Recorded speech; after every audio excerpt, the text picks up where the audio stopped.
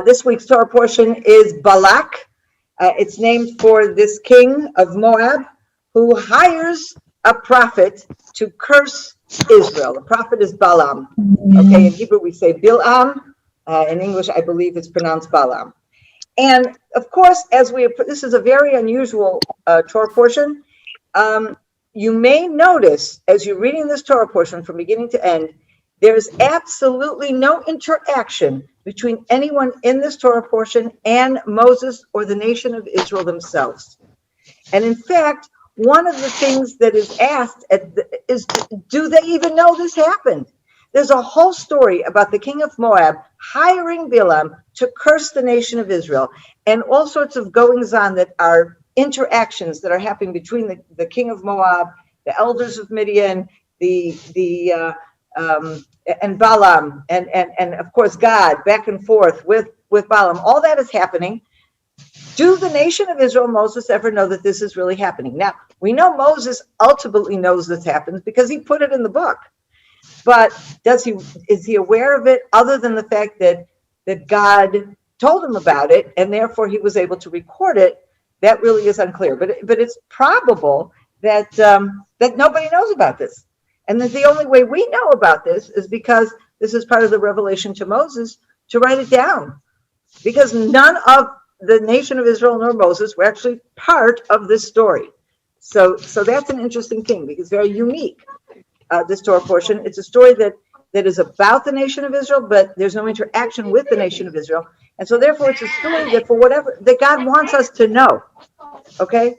And it's interesting because I'm sure there were many other stories that went on about, let's say the Amorites and the Bashanites or whatever. What were they talking about before they went to war or after they were defeated? You know, what did they think about the nation of Israel? What did the nations of Canaan think about the nation of Israel as they come into the land under Joshua? We don't know any of this other than how it interacts with people in Israel. But here, for the only time in the Bible, we have a whole interaction that has to do with Israel, but that there's no interaction with Israel. Okay. The bottom line of what I would like to explore today is, who is this Balaam guy? Is he a good guy? Is he a bad guy? Is he a magician? Is he a prophet? If he's a bad guy, why is it that God is talking to him? And God really does talk to him. God usually only picks very righteous people to talk to. And we've seen up until now, Moses, of course, is probably the human being who has the most direct contact with God. At the end of his life, God himself, attests to the fact, I spoke mouth to Moses. Okay, a direct communication. Nobody reaches the level of prophecy of Moses. Not before, not since. But there's all kinds of other people that God reveals himself to, that he speaks to, and in most cases, they're righteous people. Now, on occasion, God has revealed himself, for example, to Pharaoh. Not the Pharaoh of the slavery period, but the Pharaoh, of Abraham's time, Avimelech of Abraham's time. They have revelations. They're rebuked by God, but they're not prophets. They have a one-time vision. They're getting a message. They don't have a dialogue with God. Okay, and God does not select these people on an ongoing basis to take the messages. Okay, and when we deal with Bilam, we're dealing with a really problematic character. First of all, again, let's see what we think about him. Is he good or bad? But certainly, I think we would all agree that he has characteristics that would not put him in what we would call the category of a righteous person that God has chosen to bring his message to the world through Bilam. He's certainly not in that category. So let's start and let's read some of these verses and gain an understanding and see what the text itself tells us and what kind of hints or what kind of information or insights we can gain from the verses itself. So first of all, we'll start with chapter 22 and verse 6. Here we've just met Balak. We have learned that Balak as the king of Moab is quite worried about this new threat on the horizon. The nation of Israel has just defeated the Amorites, so they're quite nervous what's going to happen to them. And in verse 6, he says as follows. He sends messengers to Bilam. He wants to hire him. And what does he say? Come then, put a curse upon this people for me, since they are too numerous for me. Perhaps I can thus defeat them and drive them out of the land. And pay attention to this part. For I know that he whom you bless is blessed indeed, and he whom you curse is cursed. What this means is that Bilam already has a reputation. He is a known curser blesser, let's say. Okay? Is he a prophet? Is he a magician? Okay?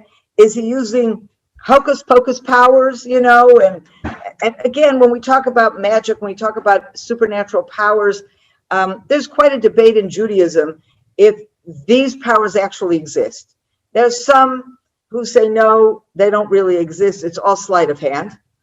The only powers that exist are those that God uses man to bring. There's no such thing as man on his own without, God selecting him or whatever, being able to use powers. And there are others that say, no, there are powers in the world, and there are people from different walks of life and different nations and different cultures, and good people and bad people who figured out the secrets to use these powers. These powers are not above God. They don't compete with God, but it's kind of like other natural phenomenon that, in the same way, if you eat something poisonous, you will get sick or die, because there's the nature of this poison, the way God created it, is that, if you eat it, something will happen to you.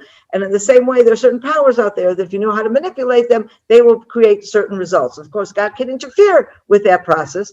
And the question is if he will, won't, or whatever. So those are two different ways of looking at this idea of magic. I don't want to decide that, but it's clear that magic itself does not mean you're selected by God. It's a much lower thing, and it doesn't mean you're a representative of God. Maybe you figured something out, and what can sleight of hand be? If you curse someone, maybe you have it on your intelligence is very good. You know that tomorrow the stock market is going to crash because you talked to somebody who's giving you insider trading. And so if today you say tomorrow the stock market is going to crash, everyone's going to think you're a prophet, when really you talked to an insider trader. Okay, so that's the kind of thing that would be more what I would call sleight of hand. But whatever it is, the fact that Bilam has this reputation, he in fact has succeeded in the past of cursing or blessing people. Again, that doesn't, it tells us he has powers. It doesn't tell us where those powers come from. All right, so he sends messengers to Bilam. And we see that in verse 8, when they come to Bilam, what is Bilam's response? Spend the night here, and I shall reply to you as the Lord may instruct me. Oh, now already we're learning something else about Bilam. He really gets his messages from God. He's not playing around with magic. He really and truly believes, and indeed he gets his messages from God.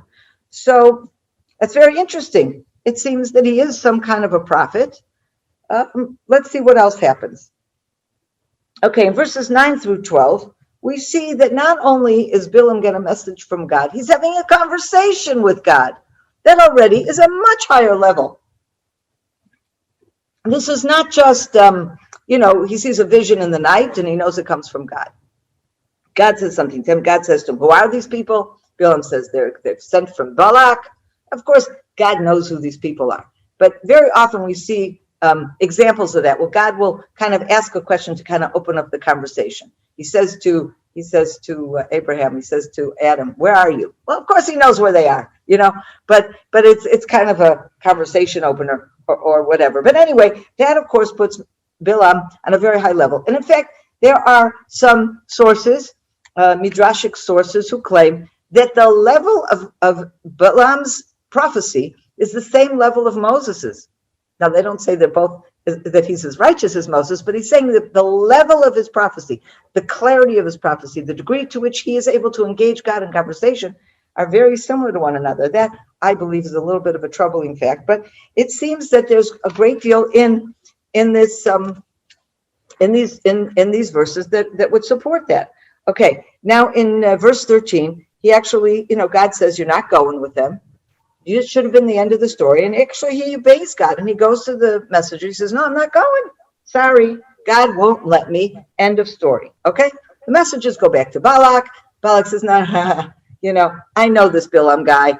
It's not just about God. There's ways of bribing this guy. He sends the messengers back. And he says to them, what's your price? Just name your price, right? And what does Bilam say in verse 18? Sounds absolutely amazing, this Balak. Though Balak were to give me his house full of silver and gold, I could not do anything, big or little, contrary to the command of the Lord my God. Wow. You're saying this is a pure man. He doesn't care about money, except look what happens in verse 9. So you two stay here overnight and let me find out what else the Lord may say to me. You see, he really does like that gold and silver. And so he's hoping, even though God said to him in no uncertain terms, no, you are not going with them. You are not going to curse the nation. Do not even go with them. Bilam is saying to himself, wow, maybe I can convince God. Maybe, let's see what happens tonight. In my nightly conversation with God, maybe I can put forward a real, important argument to change God's mind. And so basically what we have here is that the silver and gold have swayed Balaam. So now Balaam's going to see if he can sway God. All right. So what happens in verse 20? He appears to them and he changes his mind, seemingly. He says, if these men have come to invite you, you may go with them. And then what does he say? But whatever I command you, that you shall do. So God here, we already have a hint. And of course, when we see the end of the story, we see it very clearly. God is basically saying, you know what? I'm going to use you, man. So you're going to go, and whatever I tell you to do, you're going to do. So the question is, why is it that God changes his mind? Why does he say at the beginning yes, and at the end no? And here I believe the answer is in the result. At the end of the day, Bilam is going from mountaintop to mountaintop, and Balak is sitting there ready to hear, curse the nation of Israel, and instead of curses, every time he blesses the nation of Israel. So it's very possible here that God sees that Bilam, not because he's righteous, not because he's whatever, he is, and he does obey God, and he does really only speak what God tells him to speak, regardless of his inner motivation. But it's very possible here that what God has seen, he's testing Bilam, and he knows Bilam's heart, and he knows Bilam is not a good guy. We're going to see this played out also, but just at this point, I would posit God knows that Bilam is not a good guy. He doesn't have that righteousness. He also has tested him now, and he has seen that Bilam really does only tell Balak's men what God tells him to tell him. So we're saying, this is something we can use, we can manipulate, okay? And then after that, he's going with these men, and we have this whole bizarre scene with the donkey, okay? He's riding on the donkey, and there's an angel there blocking the donkey's way 3 different times. And every time Bilam doesn't understand, he doesn't see the angel. The donkey sees the angel, Bilam does not. And that's very, very significant, okay? Because Bilam is supposed to be the prophet. Bilam is the guy who's having conversations with God. And yet here, through this intermediate scene, basically the Bible is telling us there's still something very wrong with Bilam's vision, that he sees even less on a spiritual level than what his donkey sees, okay? And I think that's part of what's going on here. Sondra, I'm sorry, Yes. Just quick question. I missed, what is the function of Balak? Is he a king? What is Balak is a king of Moab. Okay, got it. Thank you. The portion begins by stating the background. Israel has just defeated the Amorite. And Balak, who's the king of Moab, who's the neighbor. Yes, I've been in Moab, yeah. Next, okay? Okay. And he wants to solve this problem, not by building up his army. He's smart enough to realize that the only way the nation of Israel has managed to succeed in battle is because they have God's blessing. So he's going to try to use a spiritual means of cursing the nation to get rid of God's protection and kind of even the playing field, and which would then, of course, make Balak the winner, because I'm sure Balak's army is bigger and is more experienced. I mean, with Israel, they spent 40 years in the desert. How good is their army right now, right? So, yeah, okay, okay, thank you. that's really what's going on there. Also very interesting, go back to the combination, this comparison between the donkey and Bilam. Bilam is there to speak. That's his whole point. He's supposed to be cursing, blessing, whatever. His tools are his mouth, okay? And yet, who's the one who's talking here? The donkey.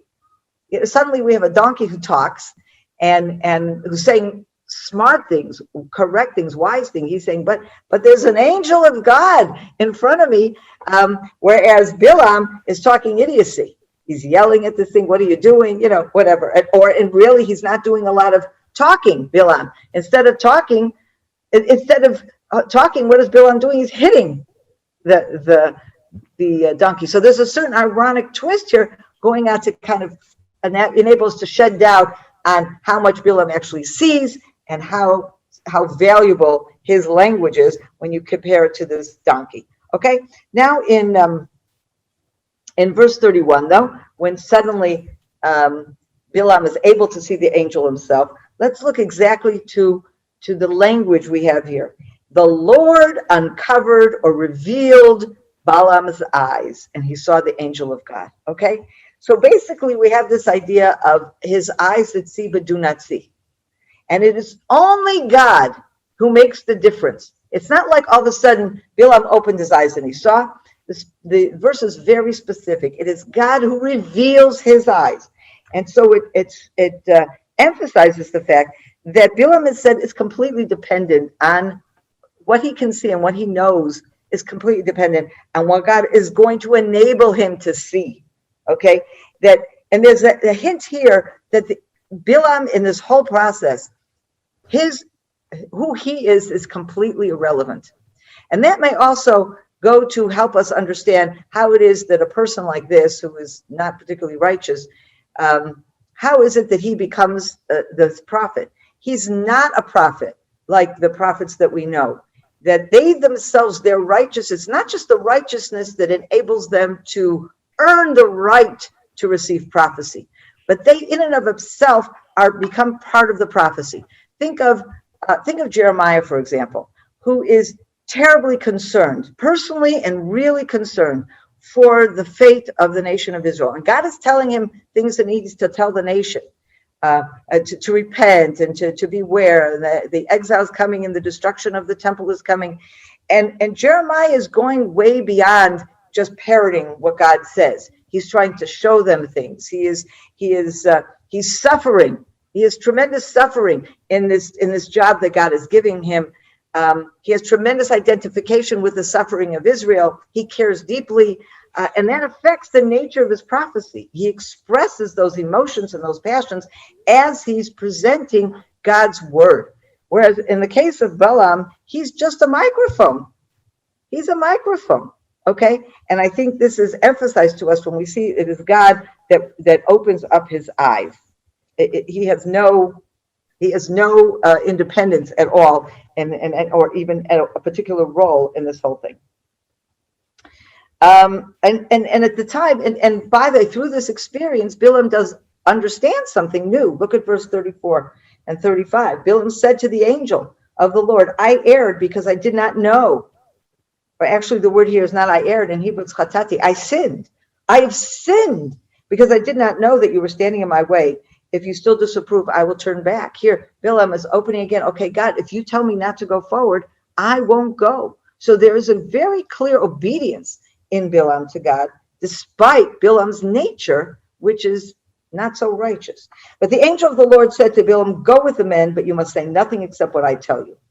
So again, we have this repetition. God wants him to go, but he must go as this instrument, as this microphone of God.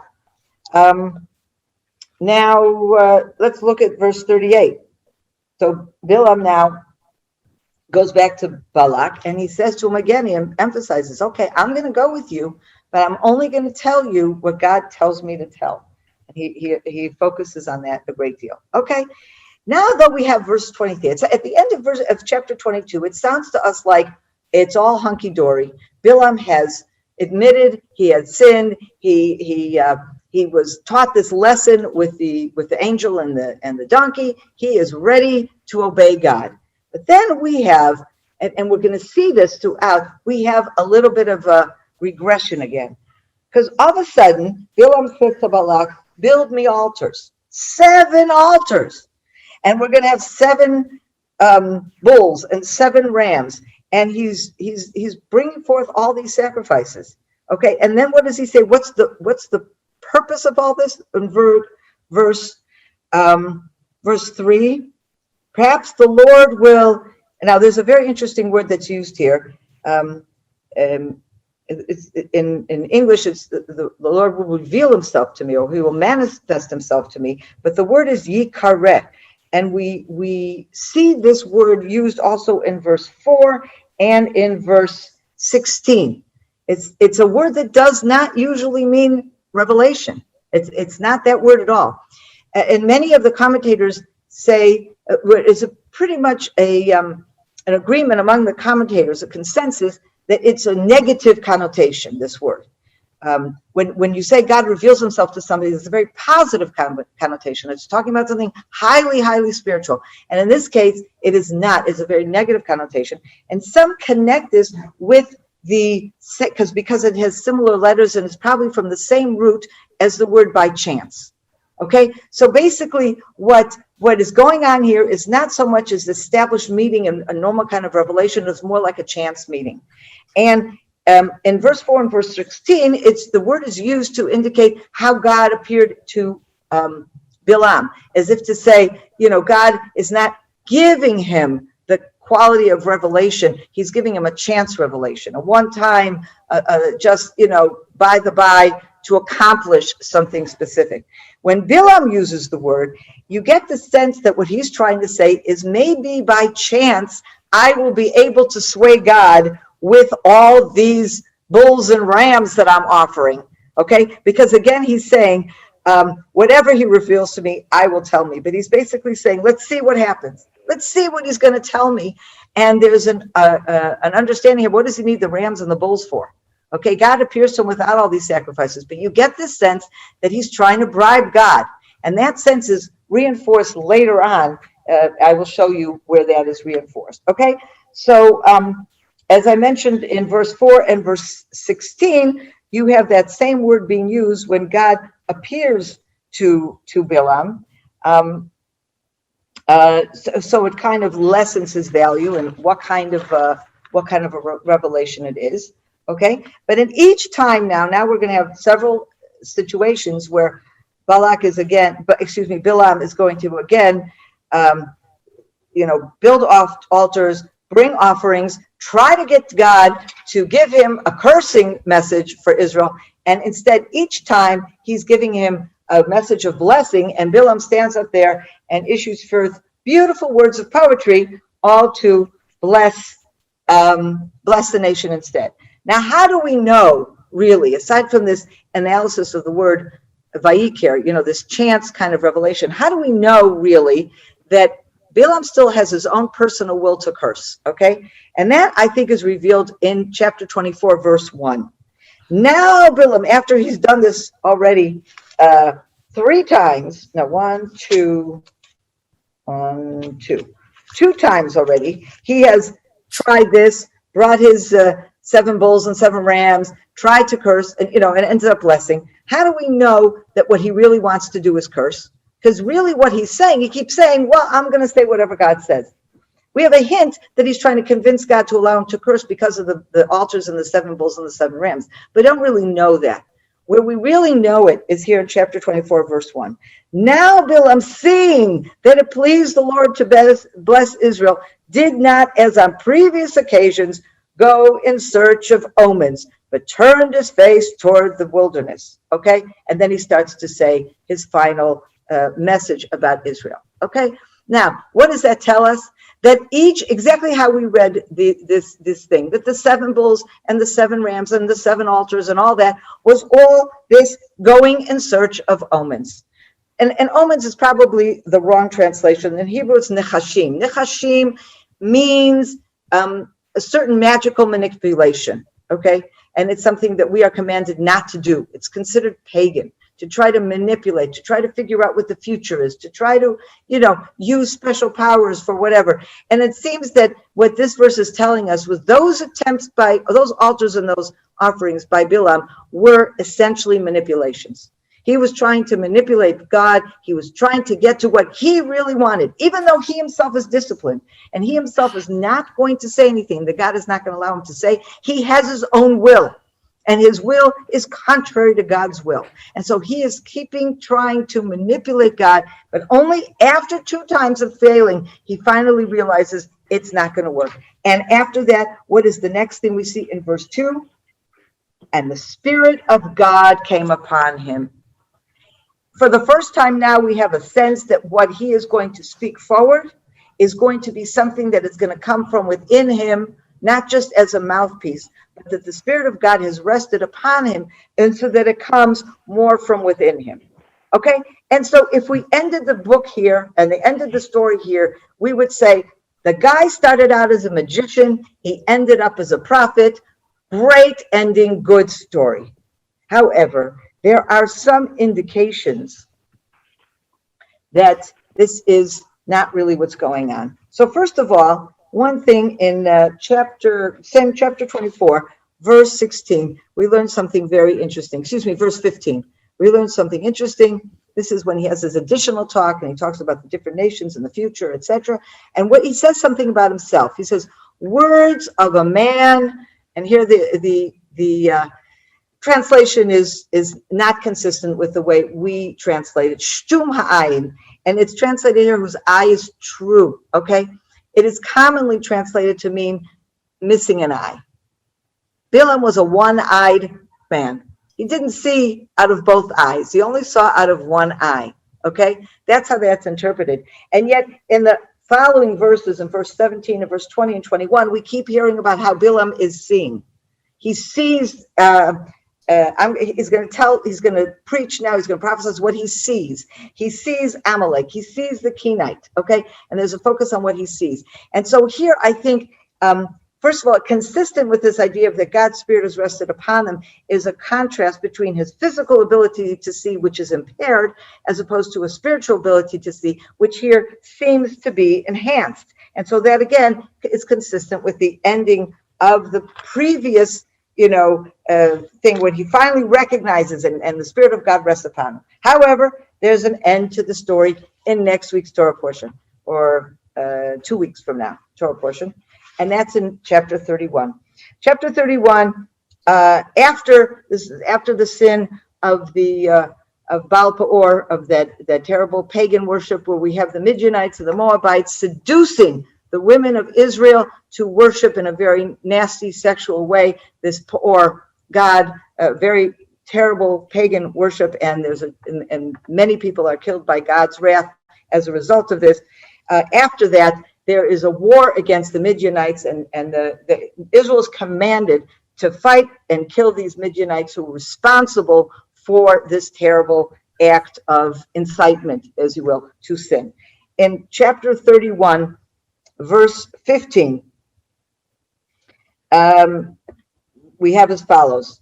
Moses is at the end of the war. Moses said to them, to those who fought, "You have spared every female, yet they are the ones who, at the bidding of Balaam, induced the Israelites to trespass against the Lord in the matter of Peor, so that the Lord's community was struck by the plague." What does this have to do with the bidding of Balaam? What is going on here?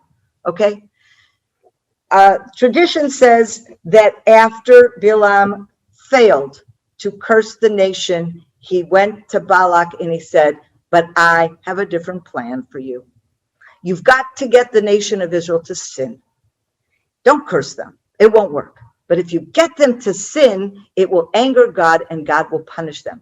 And according to this, and it's totally consistent with what this verse says, it was Balaam's idea to seduce these women of Israel to this pagan, horrific worship, and therefore brought about this terrible punishment. And just before that, in verse 8, we see that amongst the people that were killed in this war were the kings of Midian, and all these other people, and Balaam the son of Beor, was actually killed in this war on purpose. He was sought out and killed on this war. And later on in verse 15 and 16, we see why. So basically, what do we know about Bilam? He was disciplined. He obeyed God, but he had a will of his own that was not at all righteous. God used him as an instrument. This man was not a prophet in this classic sense. He had prophetic powers, but God chose to use him. What an amazing, and actually it was an amazing vehicle, because this is someone who had a reputation among the nations as someone who could curse and who could bless. And so in a way, Balak was saying, I'm going to manipulate God through Bilam. But Bilam ended up being an instrument of God to prove to Balak, you can't manipulate God. Because at the end of the day, it is not Bilam who can manipulate God. It is God who can manipulate Bilam. And it's just a brilliant story that shows us this. So basically, Bilam himself never gave up trying to curse it. In the end, he did succeed in finding a way to cause damage to Israel. But at the end of the day, what God proved to Balak and to all the world, that it is God who is in charge of these guys. Okay? These guys, they're magic, they're whatever. They think that they can manipulate God. God is not to be manipulated. And indeed, God wants Israel to be blessed and not cursed. That's all for today. Now you can unmute yourselves if any of you have any comments or questions.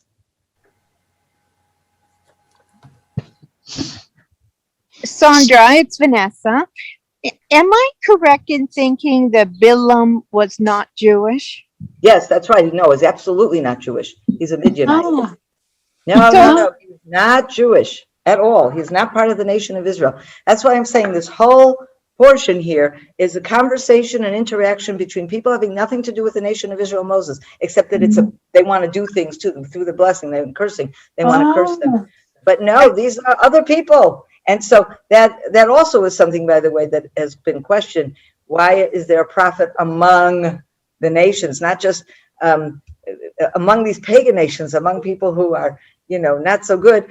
But Bilam actually does believe in God. And that's what's very interesting. He believes in God. He's a prophet, but he is not a righteous man. Mm-hmm. Just not a righteous man. But I think that the Torah teaches us that God is God of all people. That he 100%. That he selected Bilam to speak. I think that's a wonderful message.